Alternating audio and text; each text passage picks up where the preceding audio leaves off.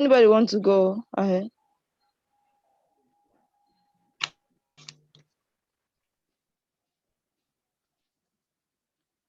I see your speak. Okay, all right. You can go ahead.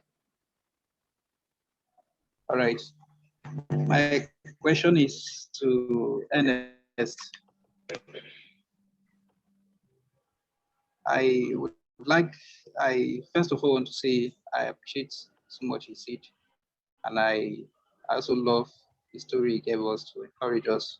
Would appreciate that we make efforts towards also learning, practicing, and also repeating, like he said. But I like to ask him there's one common problem we have in Africa, particularly resources, and would wish for him to speak into that. How was he able to manage that challenge of resources in spite of the prevailing condition here in Africa? You would have the talent, but yet is this challenge. And I like so much that he spoke in line with like where I am so interested in also. So I would like for him to speak into that, where there are passionate, inclined techies who are interested in that tech world, and yet they are limited by resources. We are being restricted to accessing some resources which it's common with us, the third country. So how can such situations be managed where we are only compared to sneak to getting some of these resources by using a means which are not really uh, legal? So how was he able to manage harnessing the little he had, or let's say the resources, the limited resources, to be able to achieve uh, all he has done so far? All right. Many thanks, sir. I don't know your name, but I'm quite grateful. Thanks for your kind words. I think that what's important is to know yourself.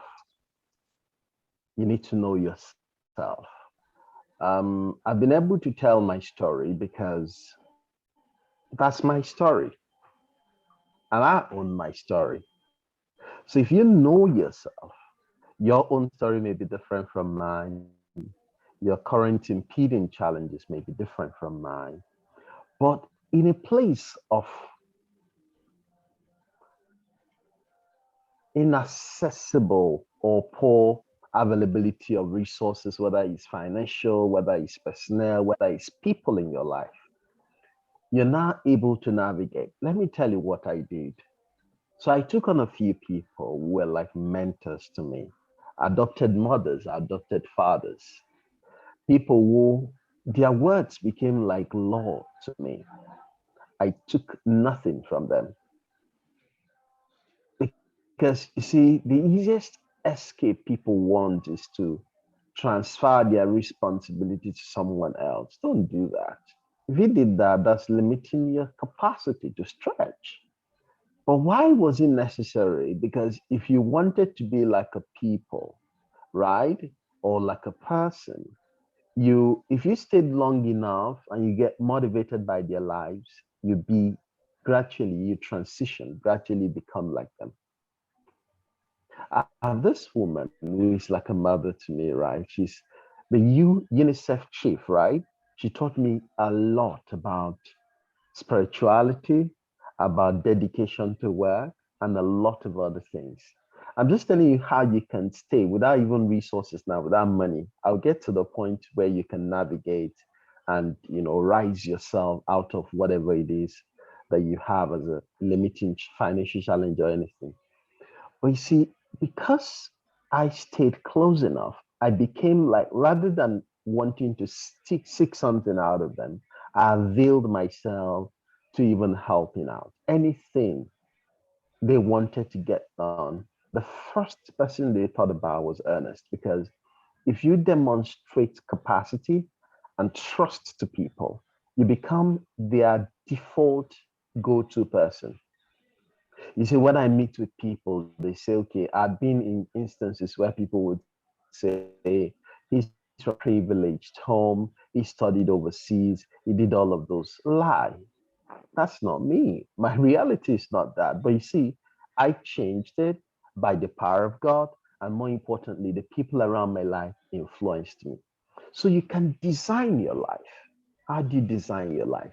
Today, I work with an international organization, and you're working and pairing up with white guys and everything, and you have to listen, and you have to speak, and they listen as well. No one would ask you, which school did you go to in your primary school and your secondary school?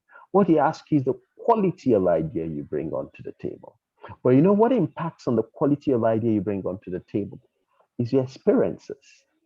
So you may live in Bakinkura in Bauchi State, but your thinking should be global. You may have limitation of financial challenges, but don't limit your mind, your future, your life to the amount of money in your pocket because it's not what you need. Have you not seen kids who were privileged or probably from privileged homes, had everything at their beck and call, but they didn't amount to much because it's not about what you are given, it's about what you need of what you're given. If a person has got one talent, another has got three, another has got five, you won't judge the one who has one by the one who was given five. So, but what's important is you're judged by the amount you've been given. So, if you have one talent, the question is, how much are you making of the one talent? That's one. Then at some point, I realized that I had the knack for telling stories and I was a great writer. So I took on to learning about how to be a media person. So I learned a lot about that. And I went on to volunteer to a one small radio station, right? And then I became a presenter on that platform for 3 weeks. I just volunteered for 3 weeks because they will not recruit. And I wanted to leave. They said, no, no, no. In 3 weeks, you gained a lot of following. And they decided that they were going to give me an employment of their will. I'm just trying to tell you how that you can change from where you're at, you can change your circumstance, right? And from that radio station, I moved on to working with another radio station, Cool FM. I moved on from Cool FM to Nigeria Info FM. And from that radio station as well, I went on to work for BBC and producing contents and all that. And from there, I went on to USAID, being a project manager and consultant for USAID. And from there, I moved on to other. So from organizations to the other, I was poached. I didn't even apply for these jobs.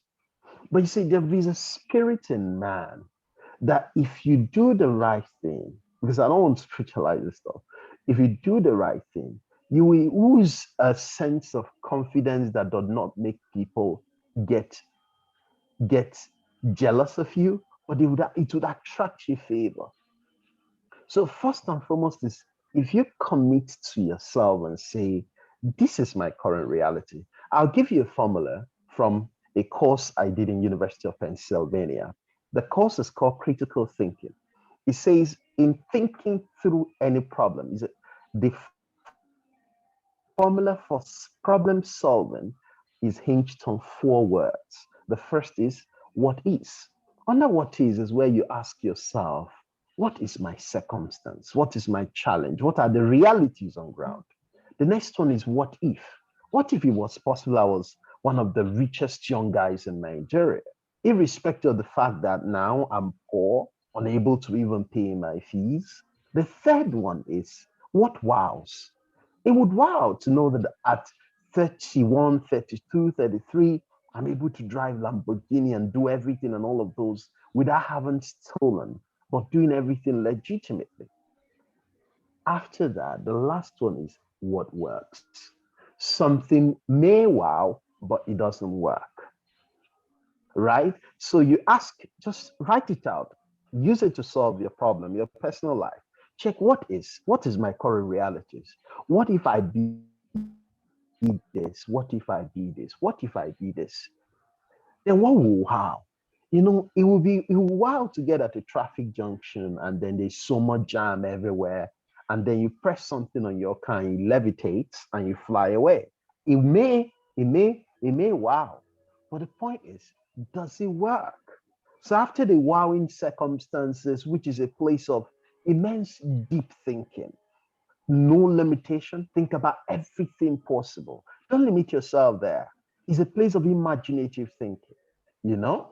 But after you've put down all those imaginative thinking, you move to the next, which is what works. So you do separation and elimination, where it's okay, it may work, but it doesn't work yet, you know? So if you did that, by the time you're done, you would have found out what would work for you. But remember that of everything and anything you do, the most important is strategy. I see people lead their lives without strategy, and it's a dangerous way to live. It's a dangerous way to live. You see, let me even tell you something. When I was a lot younger, many of my peers at that time were longing that they wanted to travel overseas and everything. Many of them were applying and applying and applying. They will be turned down, they'll be turned down, they felt frustrated. I never applied. I said the nations of the world will be open to me. Someday when I'm ready and when I'm bright enough to do it. You see, don't be in a hurry to jump gun. Make the investment you have to make on self. It's all you need. And next month, I'll be in OTC, Texas, Houston. I'm not paying a dime for it. I'm not doing anything. Office is sending me. You see, I bet you that life is difficult, but you got the solution to it. There is a capacity in man that is embedded in him to change his circumstance. If you connect to that spirit, and if you're committed to it, poverty can hold you back. Poverty can hold you back. Nothing on earth can hold you back. I've been on great platforms. I've been with the choicest, finest of men that people would lobby, pay so much to go chase after. I've hosted events where I had to usher in the presidents and all that. You see, that doesn't look like where I'm coming from. And I'm not saying this to arrogate a lot to myself. No, it's just to let you know that God can change a man's life who is willing, who is committed, and who most importantly will do something. Do something. Don't look at the lack. Don't look at the inadequacies, insufficiencies. No, look at the fact that I can do all things. I can do all things. I know what strengthens me. I don't know what strengthens you, but I can do all things. But if you put your mind to it that way, you will change your life. But let me also end by saying a selfish mind will never amount to much. As you're going on, go with people, commit to other people's lives. As you help others, life will naturally help you. And when you're helping people, let it not be to what I will gain, how much I'll make out of this. Then you start changing figures. Those things in itself will limit you. So let your lack not make you become who you ought not to be. I hope that I've been able to succinctly address that particular question about how that you can even rise without much resources. So I did, to simplify, the first I say is understand your story, know who you are, where you're at. Make an audit of even the network of people in your life, the capacity of people in your life. Then, after you've done that, ask yourself, what can I do for these people? If you find a big man, you don't ask a big man for money. You ask a big man, what can I do for you? And if you did something for a big man and you did it so much so no one else had done it, and you're not asking for anything,